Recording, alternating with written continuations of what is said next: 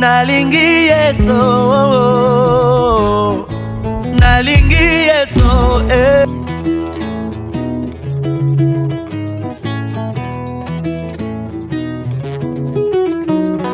nalingi. Fidèles téléspectateurs, bonjour, bienvenue dans votre émission Horizon du Seigneur. Qu'est-ce qui se passe dans l'église du réveil? Qui est à l'origine? Pourquoi et comment nous sommes arrivés là et quoi faire pour remédier à ça? Et tout de suite, vous allez avoir des réponses sur toutes ces questions. Mais avant tout, passons à cette vidéo pour découvrir notre invité du jour. Il s'appelle Mania du Ciel, apôtre à l'église et centre des réveils spirituels Barumbu qui dirige l'évangéliste Claude Kabundu Alessa. L'époux et père des familles, il a commencé à servir Dieu depuis son enfance. Ça fait déjà 10 ans qu'il est sous l'onction de son mentor, l'évangéliste Claude Kabundu Alessa. Mesdames et messieurs, c'est lui l'invité de votre émission Horizon du Seigneur. Retour sur ce plateau, là vous venez de suivre le portrait de notre invité. Nous disons directement bonjour à l'apôtre Mania. Bonjour, bonjour ma sœur Adassa. Comment vous allez? Je vais bien par la grâce de Dieu. La famille, le ministère? Oui, tout en merveille. Ok, le scandale dans l'église du réveil, c'est ça notre sujet, pasteur. Quelle lecture faites-vous? Quand je vois déjà cette question, les scandales sont... C'est quelque chose qu'on a par-ci, par-là. Scandale à l'église des réveils.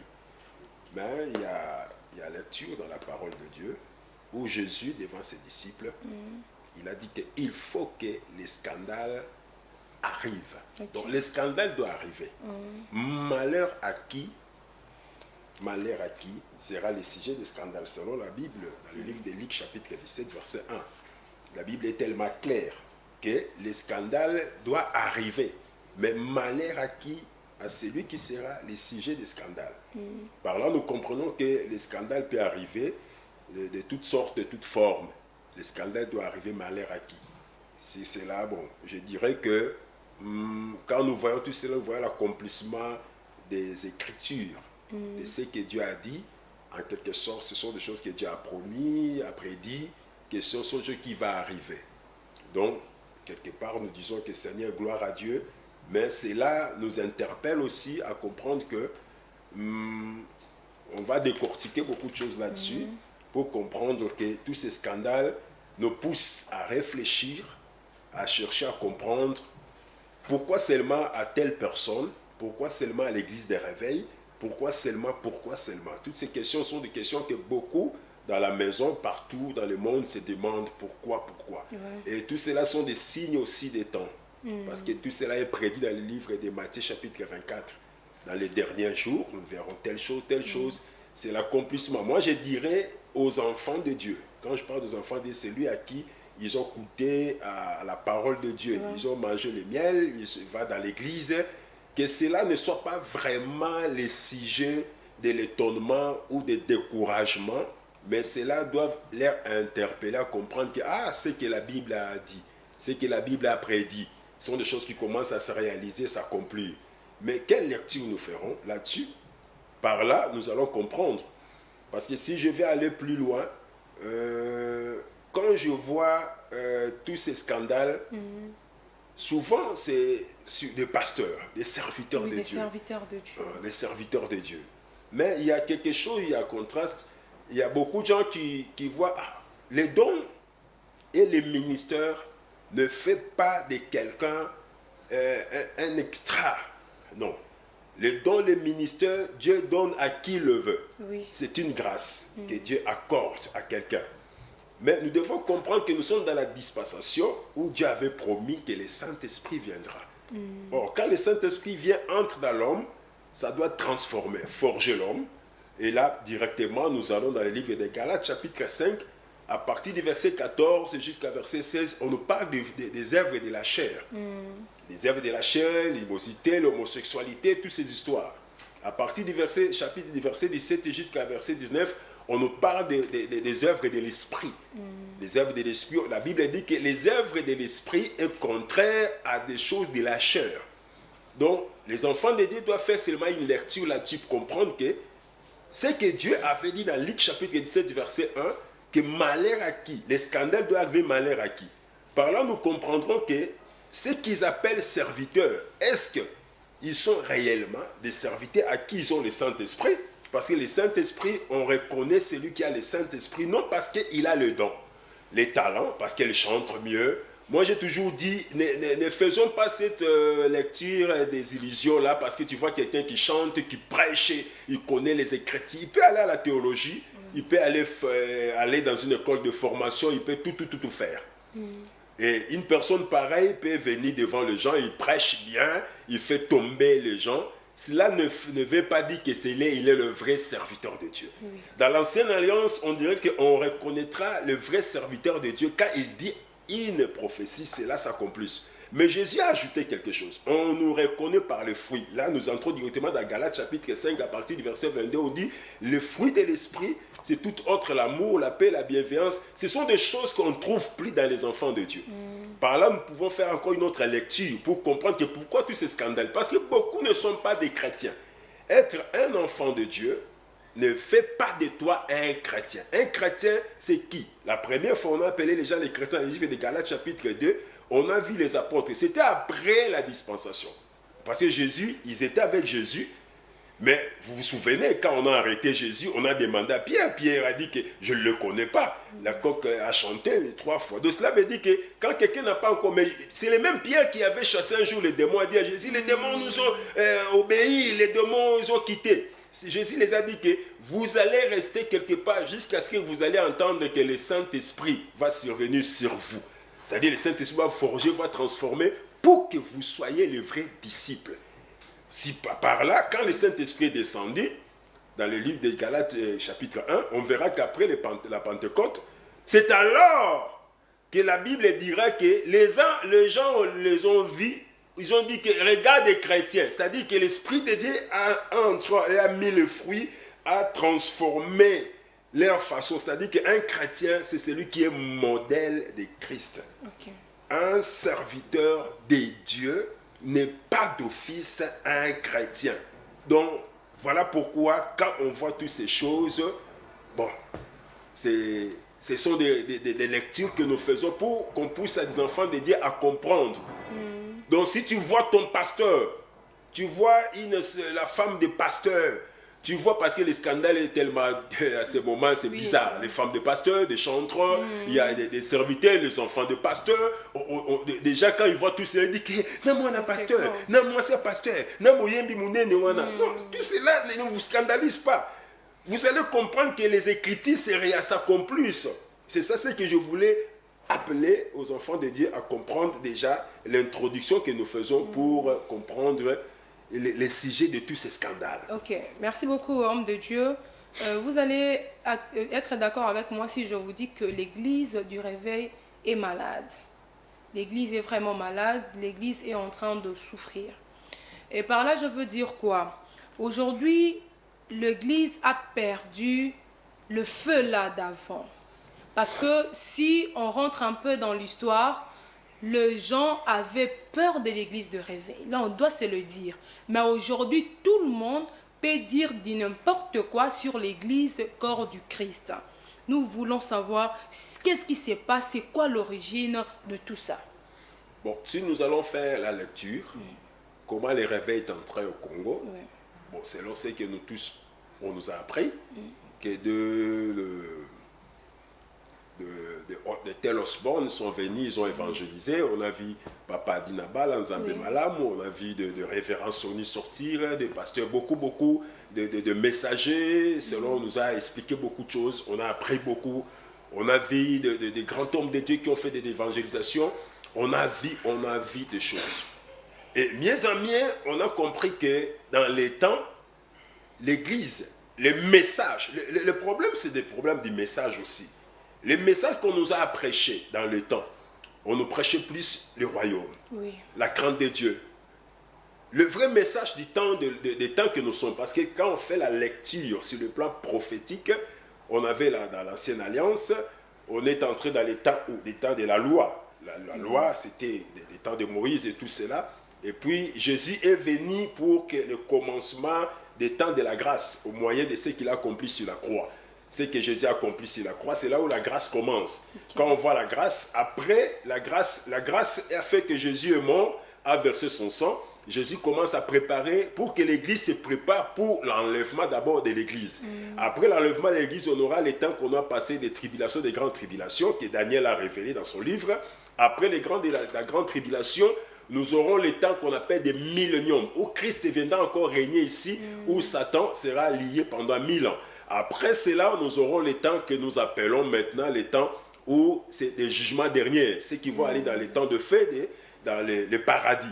Et quand on fait toutes ces lectures, le problème que moi je vais interpeller l'Église ou les enfants de Dieu, que tout cela ne vous étonne pas. Parce que ce n'est pas tout le monde qui sera enlevé. D'abord, premièrement, parce que ce sont ceux qui seront préparés pour l'enlèvement. Là, vous demandez aux enfants de Dieu d'accepter tout ça parce que l'Église sera enlevée? Pas nécessairement. Pour dire quoi? Les enfants de Dieu ne soient pas étonnés à ce qui se passe, mais ils doivent comprendre que c'est le son de la trompette.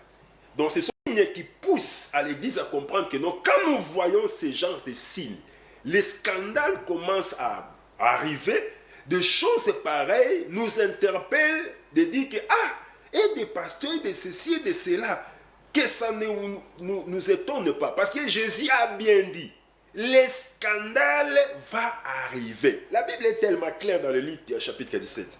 Les scandales doivent arriver. Mais malheur à qui sera le sujet des scandales? Donc la prophétie, sur le plan prophétique de cette parole, on voit que ce sont des mystères, des révélations qui sont d'inspiration que l'homme doit comprendre que non. Non, des choses que nous voyons aussi, Jésus l'a déjà prédit. Donc, quand je vois ces choses se réaliser, donc ça m'interpelle, moi, Adassa, d'être très prudente. Moi, apôtre Mania, d'être prudent, de commencer à savoir que je dois me préparer par conséquent. Parce que je ne sais pas. Ce sont des signes qui montrent que l'enlèvement, parce que l'enlèvement, la Bible dit que Jésus viendra comme un voleur. Un voleur, quand il vient, il n'annonce pas. Ce n'est pas comme des voleurs d'aujourd'hui. On voit qu'il va dire qu'on va voler cette maison-là, ça, ce n'est pas un voleur. Et pour dire que moi, je sais, et je sais que l'Église est malade. Et quand nous parlons de l'Église des réveils, bon, ce sont des mots où je dirais que le réveil, je ne sais pas. Vous êtes contre ça? Non, je ne suis pas complètement contre, mais vous savez, aujourd'hui, ce sont des jeux de mots qui sont entrés sur le plan ecclésiastique. On voit d'ailleurs dans notre pays, quand on va tutoyer le pasteur pour dire que vous, l'église des réveils, il y a le président de l'église des réveils qui sort là, dit que non, elles ne sont pas de l'église des réveils. Tel pasteur n'est pas de l'église des réveils. Non, on ne parle pas de l'église des réveils des nominations. On parle de l'église des réveils corps Christ. C'est qu'ils oublient. Moi, je ne sais pas c'est quel genre de l'intellectualisme qui est entré dans notre pays. Les gens commencent à protéger leurs intérêts.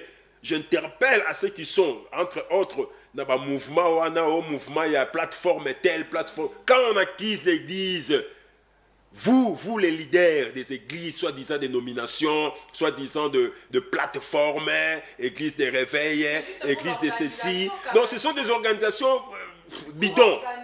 D'ailleurs, ce sont des organisations bidons. C'est là où on fait des courses de pouvoir. Tel ceci. Moi, je suis contre toutes ces bêtises. On doit retourner au corps du Christ. Quels sont les vrais corps du Christ? C'est là où nous sommes sur les Écritures. C'est ça l'origine. Ce sont des gens là qui sont derrière le pouvoir parce qu'ils trouvent leur gain. D'ailleurs, la Bible est claire. Et la Bible est claire dans le livre de Matthieu, chapitre 7. La Bible dit quoi? Beaucoup diront, à partir des versets 22-23, beaucoup diront quoi? Ils vont dire que Seigneur, nous on a fait des miracles, on a fait ceci, on a fait descendre le feu, on a prophétisé. Nous, on a fait des choses, on a fait de la foule. Dieu dira, je ne vous ai jamais connu. C'était à cause de votre ventre. Beaucoup, Jésus leur répondra comme ça. Pour dire que, surtout pour moi, pour des leaders ecclésiastiques, qu'ils soient catholiques, tous les mouvements qui m'banguissent, parce que tous ces gens-là que tu vois, je vais vous dire une chose, leur base fondamentale de leur connaissance, c'est cette Bible que vous voyez. Qu'ils soient les kimbanguistes, ils lisent cette Bible. C'est là le problème d'interprétation, beaucoup de choses. Ils fuient pour rien. Ils doivent savoir une chose, que c'est le problème de la responsabilité de leadership. Un vrai leadership, c'est la responsabilité. La responsabilité. Donc, tout ce que vous voyez, parce que des leaders ne sont plus responsables, ils voient plus de choses qui bougent. Ils veulent toujours voir leurs intérêts. C'est ça qui détruit l'église. Parce que le leader voit plus leurs intérêts. Le leader voit plus telle chose. Vous entrez, vous verrez tous ces gens-là sont devenus des marchands, sont devenus de commerçants dans l'église. Jésus a tout prédit. Voilà pourquoi il avait pris le fouet, il avait frappé les gens dans les temps. Quand il a vu que... Donc c'est la même chose, mais ça change un peu de modèle. Donc c'est ça aussi le pourquoi le gouvernement veut fermer 10 000 églises. Parce qu'il y a une loi à l'Assemblée, il y a un député qui avait dit qu'on doit fermer 10 000 églises pour éviter, pour mettre fin au scandale. Ces lois-là, c'est bien bon, mais quand j'ai cherché à fouiller, je vois que ces lois, ce sont des lois qui vont maintenant protéger des hommes forts. Est-ce que vous croyez qu'un pasteur qui a 10 000 églises, on va fermer son église? Est-ce que vous croyez un pasteur qui a 10 millions de dollars en banque, on va fermer son église? C'est là où ce sont des rois pour des faibles. C'est par là, je dirais, que ce sont des choses bidons. Ça n'a pas de sens. S'ils veulent fermer l'église, en réalité, est-ce que lui, le député, il se réfère à la parole ou il se réfère à des scandales? S'il se réfère à la parole, il verra que les gens à qui on peut fermer leurs églises, ce sont des grands leaders. Ce sont eux qui ont poussé l'église. Parce que le conflit a commencé à quand? Selon moi, c'est que j'ai suivi par l'histoire. Moi, je suis formé dans le ministère par un grand des hommes de Dieu dans ce pays. Je ne citerai pas les noms ici. Je vis des scandales comment ça a commencé. Des conflits. Tout cela, c'était course de pouvoir. Derrière l'argent, derrière la richesse, derrière les femmes, derrière ceci, derrière cela. Tout le monde veut devenir littéraire. Mais je dis aujourd'hui, je dirais une chose. Il y a 3 choses qui détruisent le monde ecclésiastique, surtout les serviteurs de Dieu. C'est l'argent, c'est le pouvoir, c'est la femme. Nous, on nous a appris ces choses. C'est ce qui... Regardez ce qui crée tous ces scandales. C'est des femmes, c'est l'argent, c'est la gloire. Tout le monde va être tel. La cupidité, l'égoïsme. Ce sont des choses qui sont contraires aux œuvres de l'Esprit Saint. Parce que quand quelqu'un qui a les œuvres de l'Esprit Saint en lui, Galates 5, 22 est clair. Les œuvres de l'Esprit, Galates 5 à partir de 17 jusqu'à 19, c'est clair. Vous voyez? Donc l'Église doit comprendre que l'Église... Moi je suis pour avec tous ceux qui disent que l'Église est malade. Oui, l'Église est malade. Je ne dirais pas que tous les pasteurs sont mauvais parce que moi-même je suis serviteur de Dieu. Nous ne sommes pas parfaits. On a toujours des défauts, des imperfections et tout cela. Mais c'est laisser être sujet de scandales et tu te justifies à tes scandales. Et ce qui est mal et ce qui fait que l'Église soit frigide, à cause de quoi les gens aiment se justifier. Dans l'Église d'aujourd'hui. Ils n'ont plus honte, c'est ça le problème. Mais c'est ça, quand les œuvres de la chair a déjà envahi quelqu'un. Moi, je ne sais pas. Moi, il y a d'autres personnes, la Bible est claire, d'autres personnes, on doit les appeler des païens. Mais il y a même leurs fidèles qui l'église. Ce sont des fanatiques. Ce ne sont pas des fidèles. Papa et ceci et cela. Daddy. Ils traitent leur problème sur la chair. C'est le fanatisme. C'est ce que Dieu condamne dans la parole de Dieu. On doit appeler chacune des choses à son nom. Ce sont des fanatiques de pasteurs. Ce sont des aveugles qui sont conduits par un aveugle. C'est ça le problème. Ça dit que moi j'interpelle, je ne suis pas contre tel pasteur, tel prophète, tel ceci, parce que je connais beaucoup de choses sur l'Église. Moi je suis un témoignage vivant. Je vécu, je rencontre, je vis des choses, je connais, figure, boyebi yango, nabakwen, yamakambo belé, mais c'est que j'interpelle à l'église. Ce n'est pas les questions de dire apôtre Emmanuel Ngalaxanine, yenda ya nanya, witi wapi, abimeli wapi. Je sais c'est ça beaucoup disent ça. Rato yebi bango basaka abatu balingaka koloba. Est-ce que yenda za mo santo? Moi je suis pas là. Que je sois, c'est Dieu qui connaît notre attitude qu'on a envers lui. Le problème qui est important.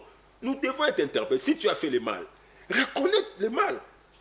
Allez dans les Écritures. Affaiblis-toi devant la face du Seigneur. La grâce est là. Ne prenez pas la grâce de Dieu en vain. La Bible est claire. Jésus a dit des choses. Vous savez, moi, quelque part, je me dis, est-ce qu'il y a des fidèles et lisent les Écritures? Bon, ce n'est pas aussi leur faute, vous êtes dans une église où on ne vous a jamais parlé de tel enseignement, on ne vous a jamais prêché, on vient seulement, on vous rencontre comment tu dois te marier, comment tu dois s'aimer, comment tu es devenu marchand du pasteur, c'est fini. Donc tu es là, tu passes ton temps, tu es là, tu ne sais même pas que la Bible interdit telle chose. Tu n'as jamais lu parfois les versets que je viens d'écrire, tu n'as jamais eu le temps de méditer cela, les Galates 5. Méditons les Galates 5, maman, mon frère, ma soeur, médite cela. Et commencer à juger des choses par rapport à ce que la Bible dit. C'est alors que tu diras que non, quelque part. Mais on est loin des Écritures. Un pasteur homosexuel, un pasteur impudique, un pasteur, tu demandes, ça, comment un pasteur on t'arrête dans la maison d'autrui avec une femme d'autrui? Comment toi, un pasteur, même si on dit que non, comment? La légèreté. La Bible, vous savez, la Bible interdit, même la médisance, légèreté, tout cela. Même ceux qui sont allés dans l'école pour être formés étant pasteur, vous avez formé quand même toutes ces histoires. Mais évitons la légèreté. Comment tu peux inviter une femme, une sœur de l'église, tu es célibataire, il entre partout dans ta maison, et il se déshabille, il s'échange, tu dis que non, toi tu es qui? Tu es, je ne sais pas, tu es une roque ou quoi? Non. Non, c'est sa fille dans la foi. Non. Ça, la Bible interdit cela. Invitons la légèreté. Quand l'église a commencé, je te dirai une chose. Moi, je me rappelle encore que tu ne peux pas marcher une serre au Simbata Lipekane, au Simba et son âne. Non. Tout cela qui est de mais c'est ça le problème. La parole de Dieu est le même hier, aujourd'hui, éternellement. C'est ce que la Bible dit. L'écriture est le même hier, aujourd'hui. Il n'y a pas de parole, il y a Sikana, parole à Kala. C'est là où nous avons des problèmes. Parole à Sikana, Kala, les a raté. Donc, bateau, balobagawane, bazo luka ko se justifier. Bazo luka ko sa lelo ko morobe. Parole à Sikeza la raté, parole à Kala, les a raté. Parole, les tigadi gaga, parole. Il y a Kilelo, il y a. Non, donc, l'évangile est changé, il faut tout moderniser l'évangile de Dieu. Non, on ne modernise pas l'évangile. D'ailleurs, vous savez, je dirais une chose. Là, j'adresse au pasteur. J'adresse souvent à vous les leaders, à vous les pasteurs. Je vous adresse là. Si tu suis cette émission, toi l'enfant du pasteur, toi la femme du pasteur, toi la servante de chantre, je vais te dire une chose. Ne confondons pas les choses. Vous savez, aujourd'hui, moi je vis même des chantres. Il y a des pasteurs qui font seulement des copies-coller, des plagiats. C'est pas mauvais. Donc ils n'ont jamais eu le temps d'écouter le Saint-Esprit. Il y a des pasteurs qui sont devenus trop scientifiques. Il y a des chanteurs même qui prennent des chansons qu'une personne a chantées pour son amoureux. Lui, il transforme cela. Mais je ne sais pas. Comment des gens manquent d'inspiration? Comment des gens manquent d'inspiration? Dans les temps, on chantait Alléluia, papa, Kolonanga, Yesue. Vous savez, moi d'ailleurs, vous allez m'excuser, je ne connais même pas. Moi, quand je prie, j'ai mes chansons. J'ai mes chansons pendant que je suis dans la prière. Vous savez, ça fait mal. Parfois, tu es là, tu commences à prier. Excusez-moi, tu commences à prier, tu veux chanter le cantique de tel frère. Tu commences à voir la vision de ces sextapes. Wow. Tu chantes là. Si tellement tu as sextape, tu dois. Mais parce que là, c'est une saison de sextape, mais vous voyez l'inspiration du frère. Ce sont des mensonges. Je te dis que ce sont des mensonges. Ok, donc. Ce sont des mensonges. Maintenant, homme de Dieu, comment faire pour remédier à ça? Pour changer? Aujourd'hui, nous avons des sextapes, comme vous venez de le dire. On le voyait chez le mondain, mais c'est entré dans l'église. Et l'homosexualité, il y a de pasteurs qui appellent de fidèles pour créer des choses contre d'autres serviteurs de Dieu. Il y a d'autres qui passent à la chair pour régler leurs problèmes. À la chair, c'est quoi? Parce que nous voyons aussi que c'est juste chez les jeunes serviteurs de Dieu, pas le papa, pas le vieux. Pourquoi? Bon, le problème c'est quoi? La chair est chère pour ceux qui sont chers à l'Éternel. Dans l'ancienne alliance, dans l'ancien temps, même quand Jésus est venu, les temples les lieux où les gens se rencontraient, c'était les sacerdoces, les tabernacles dans l'ancienne alliance. C'était un lieu où on ne blaguait pas. Quand Dieu a donné à Moïse le modèle de construire les tabernacles, on a mis 3 étapes. Les lieux saints, les parvis, les lieux saints et les lieux très saints. Dans les parvis, on a mis le qui des Lévites, des Lévis. Dans le lieu saint, on a mis les sacrificateurs. Dans les lieux très saints, les souverains sacrificateurs. C'était un modèle qui était tellement bien structuré. Tellement bien structuré. Le problème, c'était quoi? Même lui, les souverains sacrificateurs qui va aller dans les lieux très saints, on doit mettre dans son cou, plutôt ici, dans les chevilles, on met ici, bâtir singa, bâtir nangonga. Ce qui a accueilli dans les lieux très saints, il doit mourir là-bas,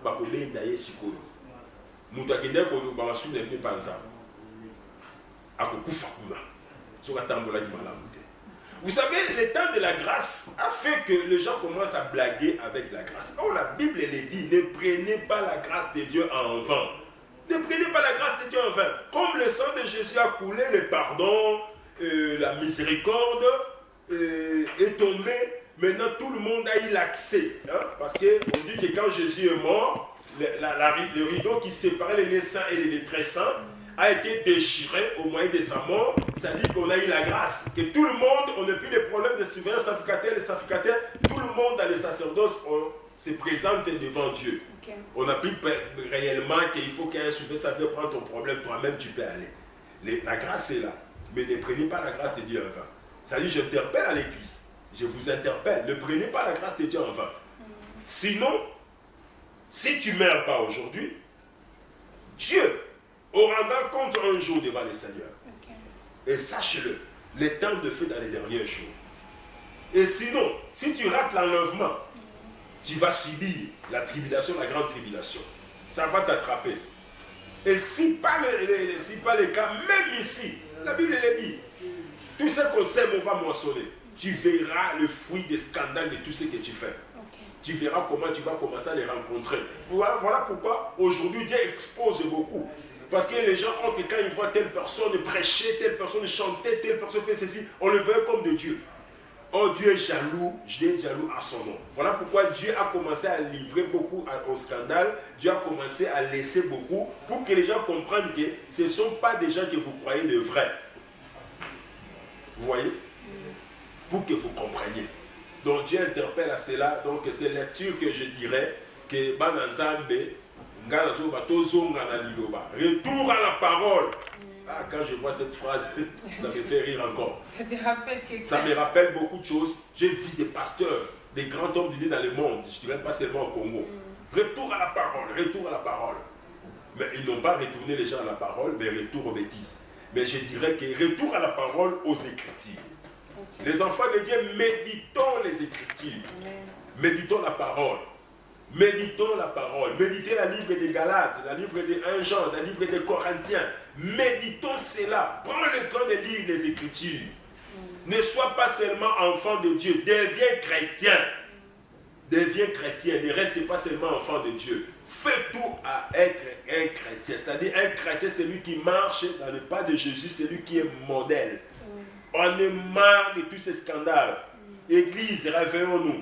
Le vrai réveil, c'est quoi? Le réveil, c'est être un chrétien. Okay. C'est ça le vrai réveil. Le vrai réveil, c'est pas que les réformes, les dimensions, les prophéties, la voyance. Non.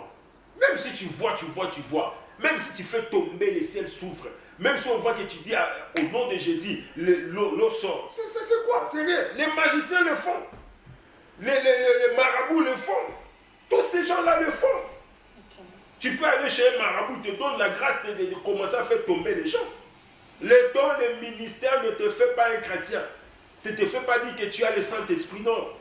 Dieu donne à qui il veut, quand il veut. Vous voyez ce que la Bible dit. L'apôtre Paul, quand il est venu, il avait trouvé déjà les disciples remplis de l'Esprit, après la Pentecôte. La Bible dira ceci. Quand l'apôtre Paul, lui, il combattait l'Église, il a rencontré Jésus sur le chemin. Jésus l'a frappé dans l'aveuglement, l'a amené chez Ananias et tout cela. On a prié pour lui, les écailles est tombé. Il a commencé à parler de la part du Seigneur. Il a dit une chose qui avait bouleversé maintenant les disciples qui étaient avec Jésus. Non seulement ceux qui étaient avec Jésus comme les apôtres, mais les autres qui étaient avant lui. Les Ananias et tout cela, les anciens qui étaient à l'église. Apôtre Paul a prêché, il a dit que le Saint-Esprit va descendre sur tout le monde. C'était un scandale. Donc cela va nous interpeller.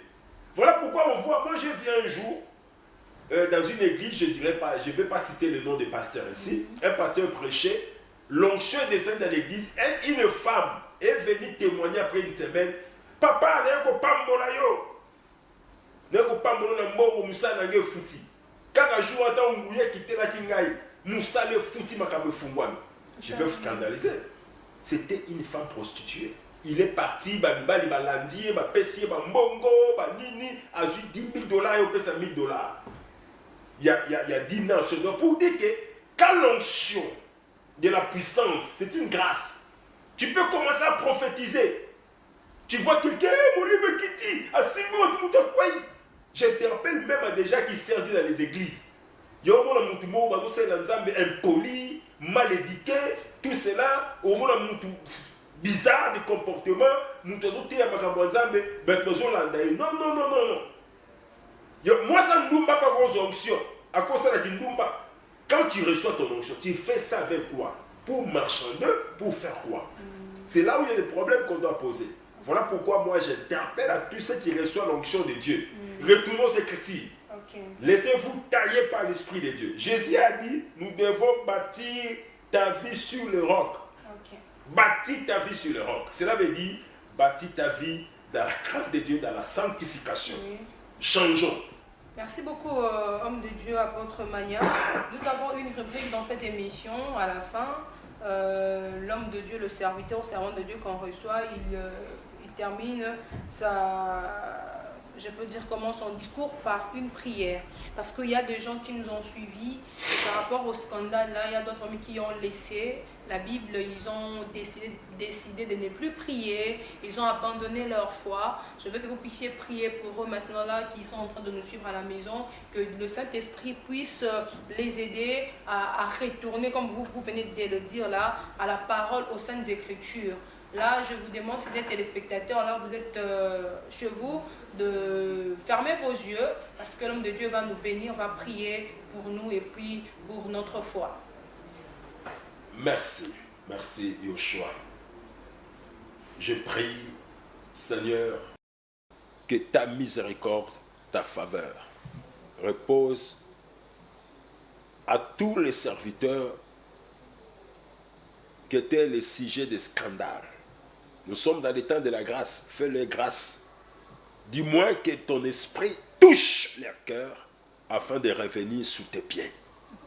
Regarde combien à cet instant, qui nous suit, qui ont eu cette opportunité, qu'ils étaient prêts à abandonner la foi à cause de tous les scandales dans l'Église du Seigneur. Beaucoup se sont déjà rétrogradés. Beaucoup retournés dans le monde. Lorsque ton Esprit Saint les touche, Seigneur, tous nous avons accepté Jésus comme Seigneur et Sauveur et nous disons, Seigneur, ne nous laisse pas influencés par ce vent qui parle chaque jour dans nos cœurs, que d'abandonner la foi, de retourner en arrière, de retourner dans le monde. Seigneur, touche le cœur. Manifeste-toi dans leur vie. Je prie, oh Dieu, pour ma soeur, mon frère, qui était déjà rétrogradé à cause de tous ces scandales. Saint-Esprit, saisis son cœur. Donne encore le goût de marcher dans ces voies d'excellence. Car le salut est individuel, n'est pas collectif. Ce n'est pas le pasteur, ce n'est pas le chanteur ou telle personne qui t'amènera au ciel. C'est toi qui seras à la rencontre de Yoshua. Voilà pourquoi Saint-Esprit, aide-nous, Seigneur. Je brise cet esprit qui s'est élevé dans l'église corps du Christ, particulièrement dans mon pays, le Congo, pour causer des scandales. Je sais que le scandale doit arriver selon les 17. Et tu as dit malheur à qui? Fais-nous grâce. Seigneur, l'Église, c'est le signe des temps. Mais nous te prions, nous te supplions. Nous sommes dans ce temps de la grâce. Ouvre nos cieux, en ne pas retourner en arrière. Donne-nous la force de marcher encore sur tes pas. Sur tes pas, Seigneur. Qu'on soit modèle. Je prie pour les serviteurs de Dieu. Que ton onction, ta grâce repose sur eux. Je brise cet esprit qui s'est élevé au Congo de sextape, d'homosexualité, cet esprit de scandale. Les gens commencent à fabriquer des choses pour nuire à telle personne. Les gens commencent à faire rendre leur compte à la chair de l'Église. Seigneur, aide l'Église du Congo de retourner aux Écritures. Aide-nous, Seigneur, nous pleurons de tout notre cœur. Et bénis l'Église du Congo. Bénis, Seigneur, au nom de Jésus. Merci Saint-Esprit. Et je bénis cette émission, je bénis ta servante Adassa. Et je sais que, Seigneur, c'est une belle émission que tu nous as accordée par ta grâce. Que cela puisse produire des fruits dans le cœur de tout celui qui va suivre cela. Amen. Au nom de Jésus-Christ. Amen. Amen, amen, amen, amen. Je sais que nous sommes vraiment bénis. Là, nous disons merci à l'homme de Dieu de nous honorer de sa présence. Merci, apôtre Magna. Malgré la santé, mais vous êtes là avec nous. Et je sais que ce n'est pas la dernière fois parce qu'il y a des choses que l'apôtre vous avez là, que cette émission a besoin de bénéficier de ça. Et je sais que nous serons encore avec apôtre Magna au mois de mai, je vais vous annoncer dès qu'il va se rétablir et on doit avoir aussi son programme. Il sera là avec nous pour parler encore d'un autre sujet qu'un téléspectateur nous avait envoyé sur le 6e mari de la femme samaritaine. Je ne sais pas, mais apôtre Magna, c'est déjà là. Vous allez nous faire de recherches sur ça. Le frère nous avons envoyé ces messages et nous avons déjà la personne qui va répondre à votre préoccupation. Merci beaucoup. Merci à la Fondation L'Homme Mwamba, merci à John Express, merci à tout le monde qui est là pour nous soutenir pour l'avancement de cette émission. Merci à la grande équipe technique qui nous a accompagnés pour la réussite de cette émission. Portez-vous bien, retrouvons-nous prochainement avec un nouveau numéro de votre émission Horizon du Seigneur. God bless you.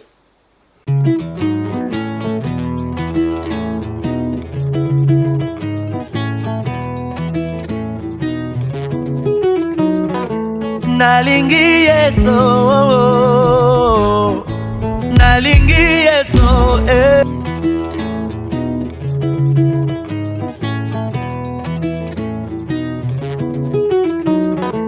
nalingi